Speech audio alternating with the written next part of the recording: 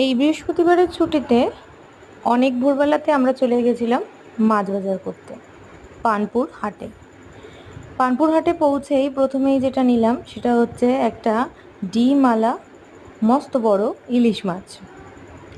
তারপর ইলিশ মাছ নিয়েই আমরা চলে গেলাম কাতলা মাছ নেওয়ার উদ্দেশ্যে।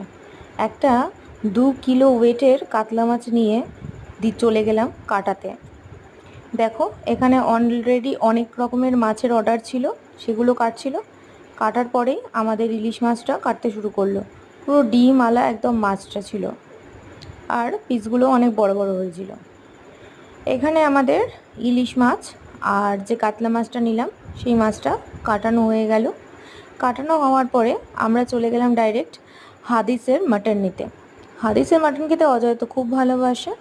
আর তারপর বাড়ি এসে ইলিশের ভাপা আর মটন কষা অজয় বানিয়ে ফেললো। আর বৃহস্পতিবার ছুটির দুপুরের বেশ খাওয়া দাওয়াটা কিন্তু জমে গেল।